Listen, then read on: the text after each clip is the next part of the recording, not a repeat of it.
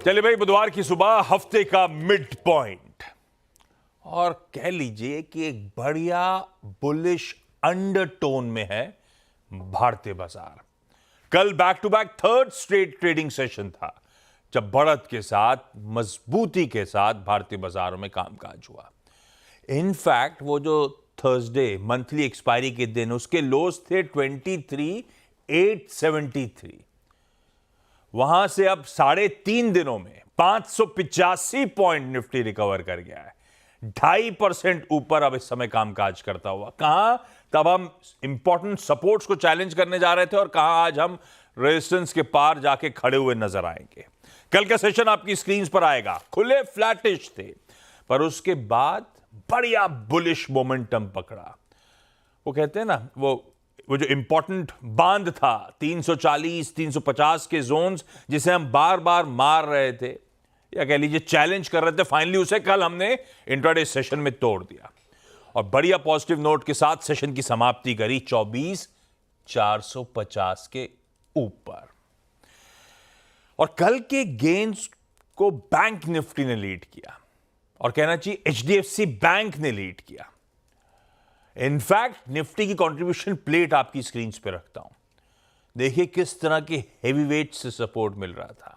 कोई HDFC bank, कोई Larsen, कोई रिलायंस, कोई एसबीआई, इस तरह के हेवी वेट्स कंट्रीब्यूट करते हुए कल नजर आए। और बुआ की डांट का कह लीजिए बढ़िया असर हुआ मंगलवार के दिन फूफा पर, दौड़े दौड़े चले आए। कैश में बढ़िया बाइंग, लॉन्ग्स ऐड किए, शॉर्ट कॉन्ट्रैक्ट्स काटे, वो सारी डिटेल्स आपकी स्क्रीन पर है। खैर आज खुलते ही हमें रिएक्ट करना है। कल यूएस में कुछ अगर तो इंटरेस्टिंग हुआ तो फेड मेंबर्स की कमेंट्री, साथ साथ जोल्ट्स का जो जॉब ओपनिंग का डेटा आना था उस पर। मैंने इस हफ्ते की शुरुआत में कहा था अर्थव्यवस्था पे फोकस रखिएगा अपनी भी, और साथ साथ इस आज ना US chair, FOMC chair Jerome Powell और साथ साथ ईसीबी की प्रेसिडेंट क्रिस्टीन लगार्ड, इन दोनों की स्पीचेस रात में लाइंड अप है। देखते हैं किस तरह का आउटकम निकल के आता है। आरबीआई की 3 दिवसीय मॉनेटरी पॉलिसी कमेटी की आज से उस बैठक की शुरुआत होगी। ये आखिरी एमपीसी है शक्तिकांता दास साहब की, उनका कार्यकाल दिसंबर में खत्म होने जा रहा है। अगर एक्सटेंशन ना मिले तो ये आखिरी है। फ्राइडे को खैर उसका आउटकम आएगा और आज तो महाराष्ट्र के सीएम का नाम पक्का सामने आएगा ना? आ ही जाएगा। लेकिन चलिए, गिफ्ट निफ्टी के संकेत आपकी स्क्रीन पर रखता हूं। 30-40 पॉइंट हल्के दबाव के साथ आज बुधवार के दिन शुरुआत होने के इंडिकेशंस आते हुए हल्की नरमी है। ऐसे में होरमास बताएंगे ग्लोबली मूड है कैसा, वीरू बताएंगे कैसे निफ्टी बैंक में आज वेडनेसडे के दिन हमें स्ट्रेटेजाइज करना है। दिखाता हूं आपको ग्लोबल मूड इस समय। रखिए पहले तो एशिया स्क्रीन पे है, सारा एशिया पस्त ही कामकाज करता हुआ। कॉस्पी तो खैर, कॉस्पी इंटरेस्टिंग था। कल जब खबर आई तो मैंने पढ़ा मैरिटल लॉ, क्योंकि वीकेंड पे एक प्रोमिनेंट न्यूज़पेपर ने बहुत बड़ा कवरेज रखा था तो मेरे दिमाग में मैरिटल इश्यूज उनके वहां पे सामने आ रहे थे।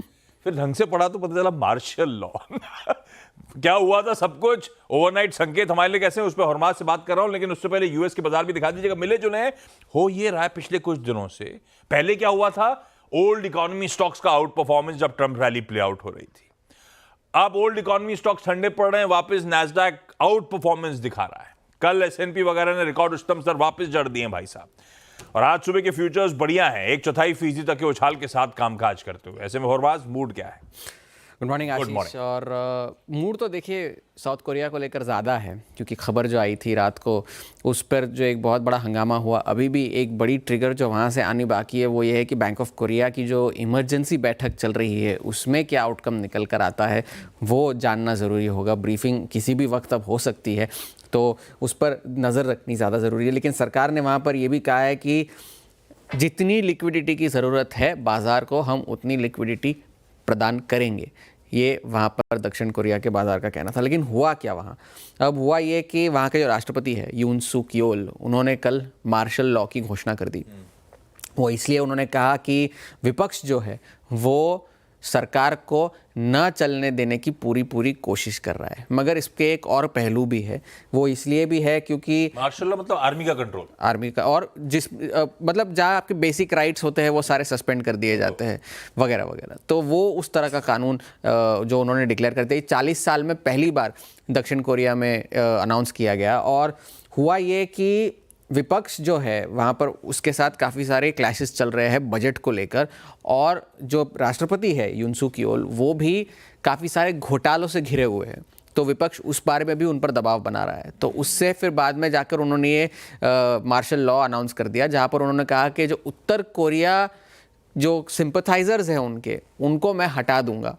ये उनका कहना था कि विपक्ष और ये जो उत्तर कोरिया के सिंपथाइजर्स हैं उनकी वजह से ये लॉ लाया जा रहा है, और जब तक नॉर्मलाइज नहीं हो जाता सब कुछ तब तक ये कानून रहेगा। मगर सदन में इस प्रस्ताव को मंजूरी नहीं मिली क्योंकि सदन विपक्ष कंट्रोल करता है उनका।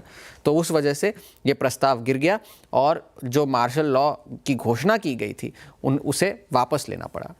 तो इस वजह से जो दक्षिण कोरिया से रिलेटेड जितने एसेट्स थे उनमें भारी गिरावट आई।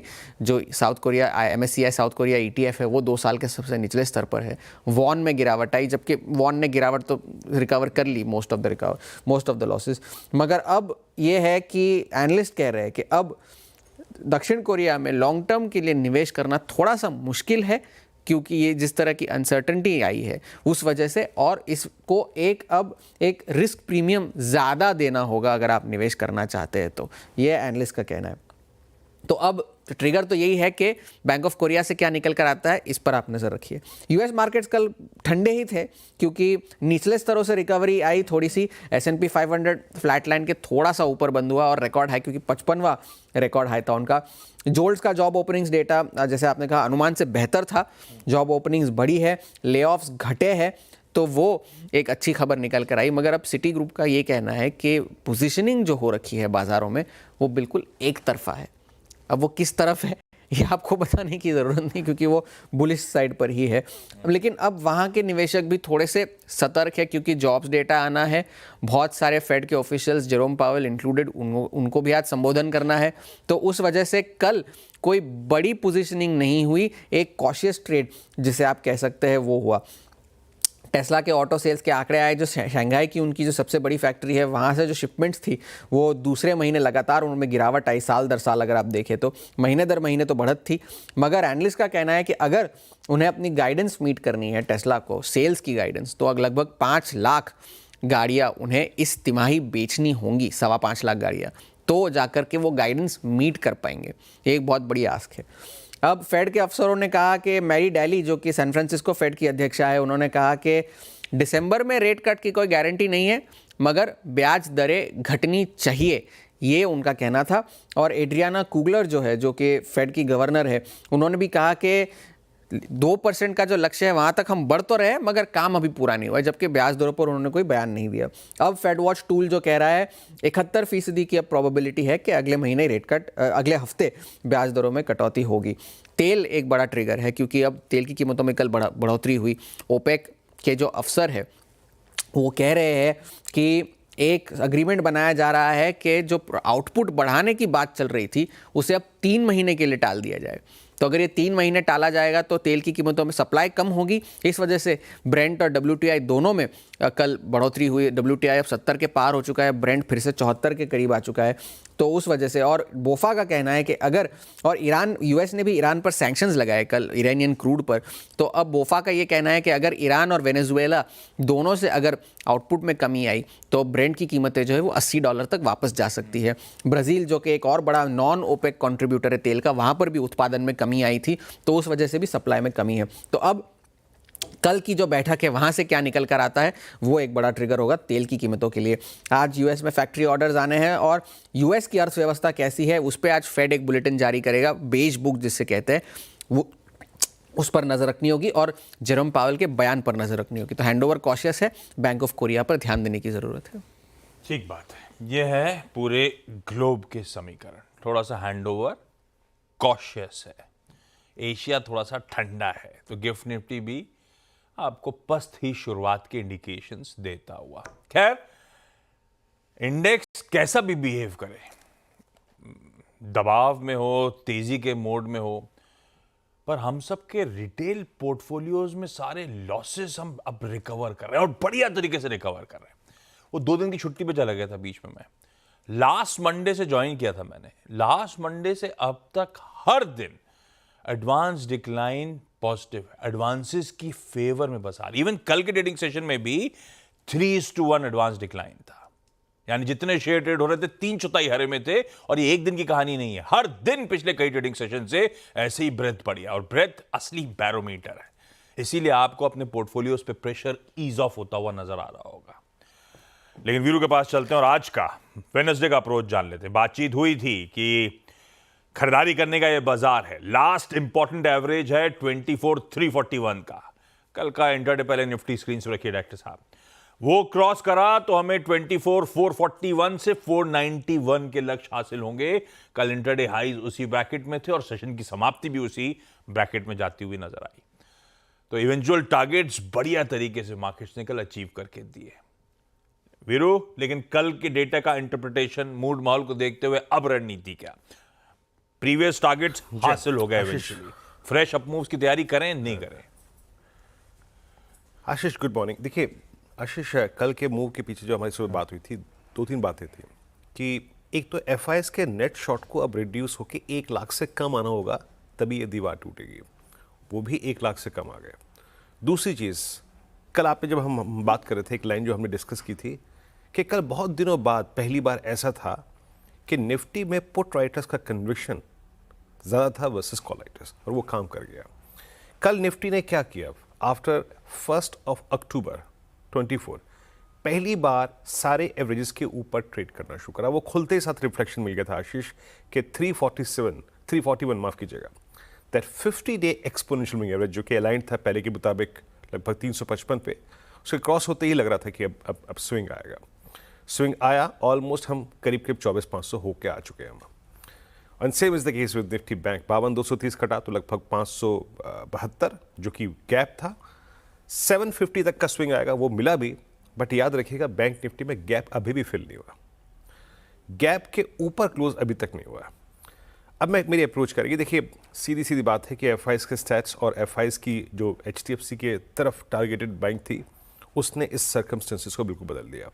3635 करोड़ रुपए की उनकी बाई, 65 करोड़ रुपए की 251 करोड़ रुपए के डीएस का सेल। एफआईएस ने इंडेक्स में क्या किया, जो हम बात कर रहे थे कि उनके नेट शॉर्ट को 1 लाख से कम आना पड़ेगा, और वो कल आया। कल इंडेक्स फ्यूचर्स उन्होंने करीब करीब आप समझ लीजिएगा कि 2073 करोड़ रुपए का बाय किया। Huge, I mean 6881 contract long, 20,000 contract short काट लिए और 201 करोड़ रुपए का स्टॉक फ्यूचर बेचा। अब एफआईएस की नेट शॉर्ट कहाँ पे आ गई? अब आप देखिए, ये करीब आ गई है 97,387। ये जो नेट शॉर्ट का डायग्राम है ना, अगर आप इसको चार्टिकली रीड करें तो जब ये 85,000 इससे रिड्यूस होना शुरू होता है ना आशीष, जब इनके नेट शॉर्ट 85,000 से ऊपर चलना शुरू करते हैं तो बहुत जल्दी इसमें परिवर्तन आता है। सो 85,000 will be A threshold point. अब मेरी अप्रोच क्या रहेगी? देखिए कल के एक स्ट्रॉन्ग मूव के बाद डेटा को थोड़ा रिस्पेक्ट देते हैं। अगर आप डेटा को देखें तो इसमें कोई दो राय नहीं है कि आफ्टर ए सब्सटेंशियल मूव कल कॉल राइटर्स ने एक ग्रिप ली। अब 24,500 पे, 24,600 पे और 24,700 पे एक स्ट्रॉन्ग ओआई खड़ा है आशीष, यकीन मानिए। और नीचे 24,400 की पुट में ओआई है, but major concentration it's quite visible 24,300 पे है, 24,200 पे है। जरा इस डायग्राम को अगर आप देखेंगे ना आशीष, तब आपको ज़्यादा क्लियर होगा कि कल के बड़े मूव के बाद कॉल्स के प्रीमियम जब बढ़े तो कॉल राइटर्स ने एक स्ट्रॉन्ग ग्रिप ली है। आपको इन पिरामिड्स में ये बात क्लियर हो जाएगी और ये आपकी स्ट्रेटेजी में होना चाहिए। ये 3 कॉल राइटर्स को देखिए आशीष, क्या स्ट्रॉन्ग ग्रिप लेके खड़े हैं, जबकि बाजार कल डे हाई पे बंद हुआ। तो 2 चीज़ें होती हैं, एक तो इसमें एक थ्रेशोल्ड पॉइंट होगा और प्लस इन कॉल राइटर्स के नीचे एक कंसोलिडेशन संभव है, बट अप्रोच कंस्ट्रक्टिव, पॉजिटिव और बाय डिप्स की रहेगी। लेवल्स लेके आइए। बेस 1, देखिए बेस 1 हमने कहाँ से निकाला है? मैंने क्या कहा अभी? Put writers at the money put पे नहीं है, वो नीचे हैं। सो 24,363 and 298 will be first base. इस पे आए, रिट्रेस हो, ग्रैब कीजिएगा उस ट्रेड को। मुझे मालूम है थोड़ा रिस्क है, बट एक जोन है कंसोलिडेशन का, उसका लोअर एज है ये, जिसको हमें बाय करना है। हमें ट्रेड चेक कहाँ करना है अपना? जिस प्रकार की फोर्स है बैंक्स में, रिलायंस में, आईटी में हमें ट्रेड चेक करना है RS1 के आसपास। RS1 क्या है, लिखिए स्क्रीन पे आइएगा। It's 491 and 533। इस जोन में ट्रेड को चेक कीजिए, नहीं पार हो रहा है। क्यों?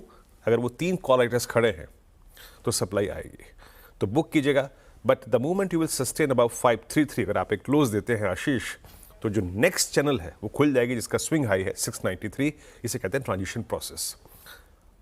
Life above 24500, in that case वो होगा। इस तरीके से अप्रोच करिए निफ्टी को। निफ्टी बैंक क्लोज अच्छा था 1 अक्टूबर 2024 के बाद की अब तक की हाईएस्ट ट्रैजेक्टरी में क्लोज हुआ, and thanks to HDFC bank जिसने इस पूरी तेजी को स्पॉन्सर किया। बट याद रखिएगा, जरा स्टैट्स को देखते हैं। 52,500 पे पुट राइटिंग है, 52,000 पे स्ट्रॉन्ग पुट राइटिंग है, और कॉल राइटर्स जहां पे परसिस्ट करते हैं वो है 53,000 की ट्रैजेक्टरी। सो टेक्निकली हमारा बेस बन क्या है, हमने इसको पुट राइटर्स के कन्विक्शन और उस क्लस्टर पे जहां पे आर्ली चार्ट पे, 5 मिनट चार्ट पे, 10 मिनट चार्ट पे आपने टाइम स्पेंड किया है, वो आपका बेस वन होगा। लेके आइए बेस वन स्क्रीन पे। Any dip towards base one, वो ट्रैजेक्टरी आपके स्क्रीन पे मेंशन की गई है। करीब 52,410 और 292, ये एंटर करने के लिए बैंक निफ्टी की ट्रेड पे अच्छा लेवल है। ऑन द हायर साइड, कल के अगर स्विंग हाई को हम काटते हैं, कल का स्विंग हाई, तो हम टेस्ट करेंगे RS1। वो आता है करीब 52,888 के जोन में और 53,090। इस लेवल का आने का मतलब ये होगा कि फाइनली आप गैप फिल करके इस ट्रैजेक्टरी के ऊपर क्लोज होने को तैयार हैं। इन दैट केस ये पूरी की पूरी क्लस्टर 53437 का और 53578 का खुल जाएगा। आशीष, निफ्टी बैंक का आज वेडनेसडे का हमारा अप्रोच क्विकली आज के important stocks in news. Harshada, good morning. Good morning Ashish. सबसे पहले तो नजरें ये महिंद्रा और इंटरग्लोब एविएशन पर रहेंगी, क्योंकि यहाँ पर मामला 6E का काफ़ी गंभीर होता हुआ दिखाई दे रहा है। जैसे आप हेडलाइन में भी मेंशन कर रहे थे, M&M ने कहा है कि देखिए, trademark registration under class 12 vehicles का हमने BE 6E के लिए मांगा है, कोई कॉन्फ्लिक्ट नहीं होना चाहिए इस मांग के सामने। दूसरी तरफ इंटरग्लोब एविएशन कह रहा है कि देखिए, 18 सालों से 6E हमारा है, ये हमारी ब्रांड आइडेंटिटी है और किसी को हम ये इस्तेमाल नहीं करने देंगे। तो एक दूसरे पर केस खोलता हुआ दिखाई देगा, और ये इनफैक्ट एक दिलचस्प मामला होगा कि फाइनली क्या कोर्ट इसे एक्सेप्ट करता है और किसका 6E होता है। तो वो फिलहाल आपको ध्यान में रखना है दोनों स्टॉक्स के पर्सपेक्टिव के लिहाज से। डिफेंस मिनिस्ट्री की तरफ से जो कल डिफेंस एक्विजिशन काउंसिल में 5 कैपिटल एक्विजिशन प्रपोजल्स अप्रूव हुए हैं, लगभग 21,772 करोड़ के इसका सादा इम्पैक्ट देखने को मिलेगा। पहले तो आप रेडार पर रखेंगे हिंदुस्तान एरोनॉटिक्स का शेयर, क्योंकि इसके लिए 2 डेवलपमेंट्स हैं। इलेक्ट्रॉनिक वॉरफेयर स्वीट बनाना है इन सुखोई MKI के लिए, Su-30s के लिए, तो वो हाल ही करता है, वो आप रेडार पर रखिएगा। साथ ही साथ DSC ने अप्रूवल दिया है advance light helicopter surveillance coastal areas के लिए, वो भी हाल के जिम्मे आएगा, उनको वो साइजेबल ऑर्डर्स मिलते हुए दिखाई देंगे।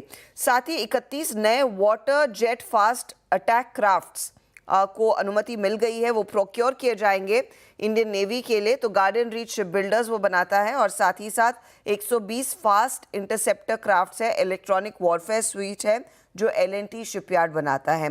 तो आप रेडार पर L&T, गार्डन रीच, हाल जैसे स्टॉक्स को ज़रूर रखेंगे। इनफैक्ट पूरा डिफेंस स्पेस आप रेडार पर रखिएगा, क्योंकि इधर उधर थोड़ा बहुत सप्लाई कंपोनेंट्स का दूसरी कंपनियां भी करती हैं। तो ये इनफैक्ट आज एक इम्पॉर्टेंट सेक्टर है। IEX का नवंबर का अपडेट आया है। इलेक्ट्रिसिटी ट्रेडेड वॉल्यूम में 15.5% तक का इजाफा देखने को मिला है साल दर साल। मार्केट क्लियरिंग प्राइस हाउएवर करीब 17% घटी है। डे अहेड मार्केट में वॉल्यूम में पिकअप है, नियरली 10% तक की ग्रोथ ईयर ऑन ईयर बनती दिखाई दी है, और रियल टाइम इलेक्ट्रिसिटी मार्केट में भी वॉल्यूम में पिकअप है, 28% का अपडेट अच्छा है। तो स्टॉक आप रेडार पर रखेंगे।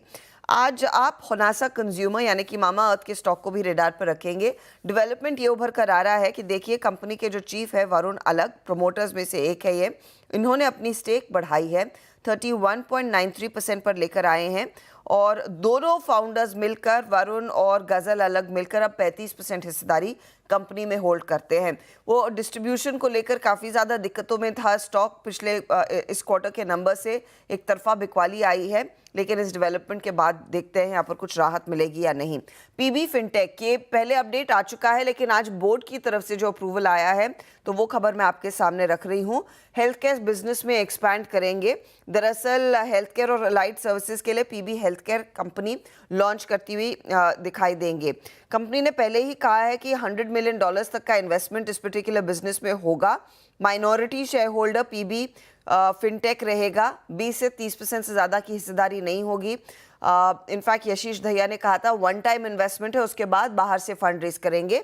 ज़्यादा इन्वेस्ट या फिर फाइनेंशियली बैक पीबी फिनटेक इस एंटिटी को नहीं करने वाला है। बोर्ड की तरफ से अप्रूवल आ गया है तो स्टॉक रेडार पर। ओएनजीसी ने अपडेट दिया है कि इन्होंने 1.12% हिस्सेदारी बढ़ाई है। ओपल में 4,906 करोड़ का निवेश कर रहे हैं। विप्रो ने नेटस्कोप के साथ पार्टनर किया है cyber security optimization advisory services के लिए, तो वो भी स्टॉक आज रेडार पर। चलिए ये रखिए स्टॉक्स रडार पे। क्विकली छोटा सा ब्रेक के उस पर आज का इवेंट्स कैलेंडर और कमोडिटी स्ट्रैटेजीज।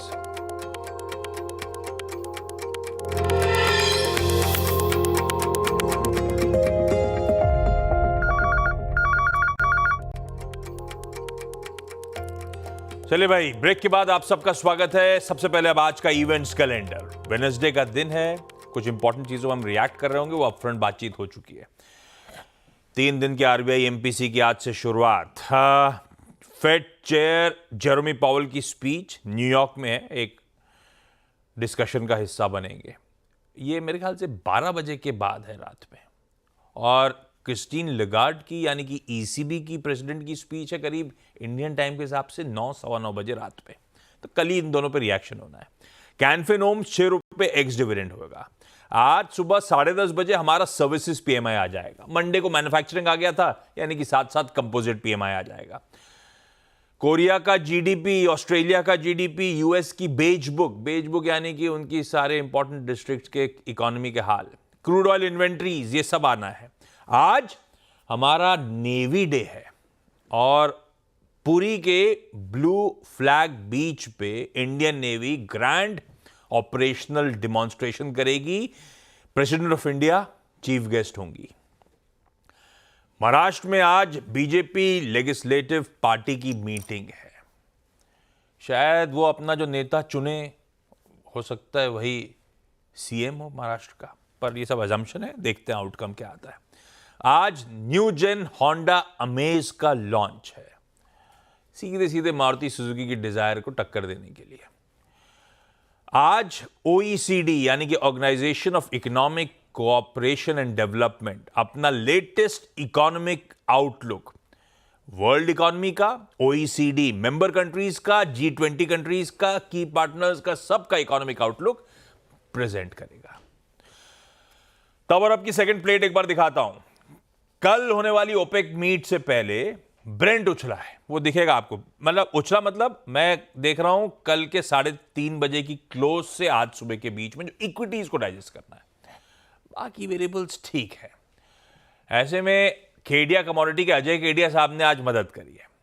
केडिया साहब कह रहे हैं सोने का फेब्रुअरी वायदा खरीदा जा सकता है 76,300 के स्टॉप के साथ, और इवन सिल्वर खरीदा जा सकता है उसका मार्च वायदा 90,900 के स्टॉप के साथ आप बाय इनिशिएट कर सकते हैं। तो सोना खरीदिए, चांदी खरीदिए, स्क्रीन पे होगा नहीं होगा, लेकिन उनका मानना था कच्चा तेल का दिसंबर वायदा भी बाय इनिशिएट कर सकते हैं 5800 के स्टॉप के साथ।